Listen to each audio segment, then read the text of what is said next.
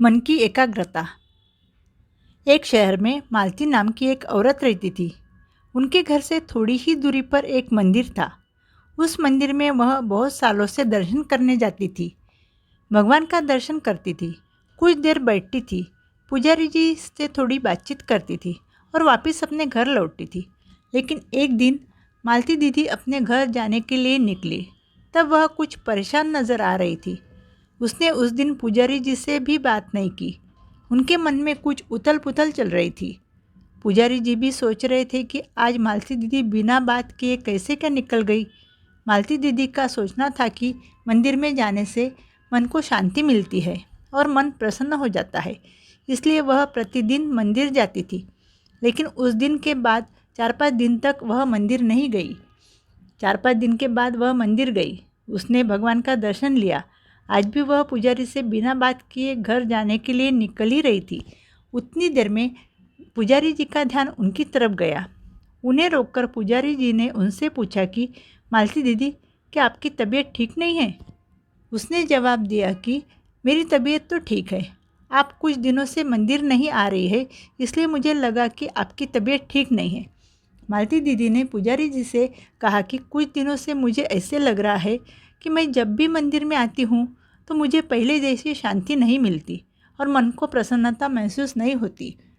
उनकी बात सुनकर पुजारी जी उनकी तरफ आश्चर्यचकित होकर देखने लगे।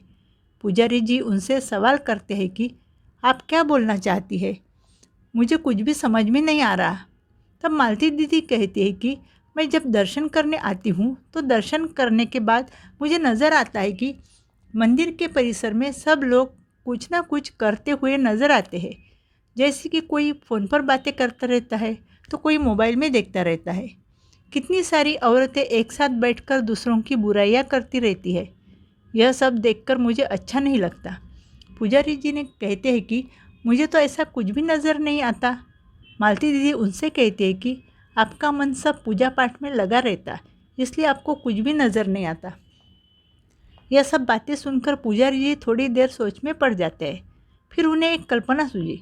फिर उन्होंने मालती दीदी से कहा कि मैं मेरी तरफ से कुछ कोशिश करता हूँ, लेकिन आपको भी इसमें मेरा साथ देना पड़ेगा।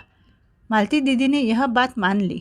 वह बोली कि पुजारी जी, आप जो भी मुझे बताओगे मैं वह सब करने के लिए तैयार हूँ। फिर पुजारी जी मालती दीदी से बोले कि मैं आपको 3 काम सौंप रहा हूँ, वह आपको ध्यानपूर्वक करना है। मालती दीदी ने तुरंत बात स्वीकार कर ली। पुजारी जी ने मालती दीदी से पूछा कि मंदिर से आपके घर तक पहुँचने में कितना वक्त लगता है? उन्होंने बताया कि 15 मिनट लगते हैं। पुजारी जी बोले कि कल सुबह आपको मंदिर आना है। मंदिर की दूरी आपको 10 मिनट में ही तय करना है और आपके घर के दरवाजे से लेकर मंदिर के गेट तक आप कितने कदम चली है, यह आपको गिनना है। यह आपका पहला काम है और वह आपको कल सुबह ही करना है। पुजारी जी ने पूरी बात मालती दीदी को समझा दी। सब सुनने के बाद मालती दीदी अपने घर चली गई। दूसरे दिन वह सुबह उठी। पुजारी जी ने बताई हुई बातें याद करके वह मंदिर जाने के लिए निकली। मंदिर में पहुंचते ही उसने पुजारी जी से कहा कि मैंने आपने बताया हुआ पहला काम पूरा कर लिया है। थोड़ी देर बाद पुजारी जी ने मालती जी से हाथ में पानी से भरा हुआ एक कलश दिया और कहा कि आपको मंदिर के बाहर से मंदिर की 5 प्रदक्षिणा पूरी करनी है और यह करते समय पानी का एक बूंद भी जमीन पर गिरना नहीं चाहिए, इस बात का ध्यान रखना है। इस बात के लिए मालती दीदी तैयार हो गई और उन्होंने हाथ में कलश लेकर मंदिर की 5 प्रदक्षिणा पूरी की। उसके बाद पुजारी जी ने मालती दीदी से कहा कि अभी आपको भगवान के सामने नीचे बैठना है और फूलों की एक माला बनाना है। पुजारी जी ने एक टोकरी में बहुत सारे फूल मालती दीदी के सामने रखे। माला बनाने के लिए एक तागा दिया। उन्होंने कहा कि आपको तागे में एक फूल पिरोते हुए भगवान का नाम लेना है और उसके साथ में गिनती भी करना है। आपको सिर्फ 108 फूलों की एक माला बनानी है। मालती दीदी ने माला बनानी शुरू की। थोड़ी ही देर में माला बनकर तैयार हुई। उन्होंने वह माला पुजारी जी के हाथ में दी। पुजारी जी ने माला लेकर भगवान के सामने रख दी। इस प्रकार मालती जी ने अपने तीनों काम पूरे किए। पुजारी जी ने कहा कि मैं आपसे कुछ सवाल पूछूंगा, उसका जवाब आपको देना है। मालती दीदी ने हाँ में जवाब दिया। पुजारी जी ने मालती दीदी से पूछा कि जब आप मंदिर आ रही थी तब आपको रास्ते के एक तरफ कुछ लोग झगड़ा करते हुए नजर आए हैं क्या? और क्या एक आदमी शराब पीकर लोगों को गाली देते हुए नजर आया है? उन्होंने जवाब देते हुए कहा कि नहीं, क्योंकि मैं जब मंदिर आ रही थी तब मेरा ध्यान सिर्फ दो बातों पर ही था। एक तो मुझे 10 मिनट में मंदिर पहुंचना है और दूसरी बात मैं कितने कदम चली। पुजारी जी बोले कि ठीक है। पुजारी जी ने दूसरा सवाल किया कि आप जब मंदिर की प्रदक्षिणा लगा रही थी तब आपको कुछ बच्चे खेलते हुए और कुछ औरतें बातें करते हुए नजर आए हैं क्या? मालती जी तुरंत बोली कि नहीं, क्योंकि मेरा ध्यान सिर्फ कलश में से पानी जमीन पर ना गिर जाए और मुझे 5 प्रदक्षिणा पूरी करना है, इसी बात पर था। यह जवाब सुनकर पुजारी जी बोले कि ठीक है। फिर पुजारी जी ने उनसे तीसरा सवाल किया कि जब आप फूलों की माला बना रही थी तब आपके बाजू में बैठे हुए लोग क्या कर रहे थे? तब मालती दीदी ने जवाब दिया कि मेरा ध्यान उधर बिल्कुल भी नहीं था, क्योंकि मेरा ध्यान सिर्फ माला बनाते समय फूल गिनने में और भगवान का नाम लेने में ही था।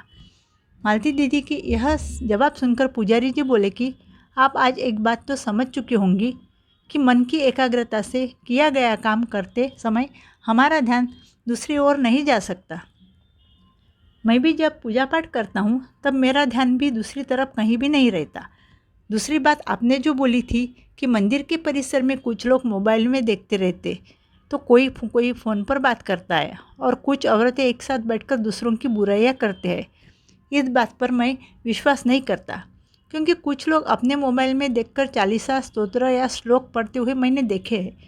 अगर किसी को ज़रूरी फ़ोन आया है तो वे फ़ोन पर बात करते हैं, इसमें कुछ गलत तो नहीं है।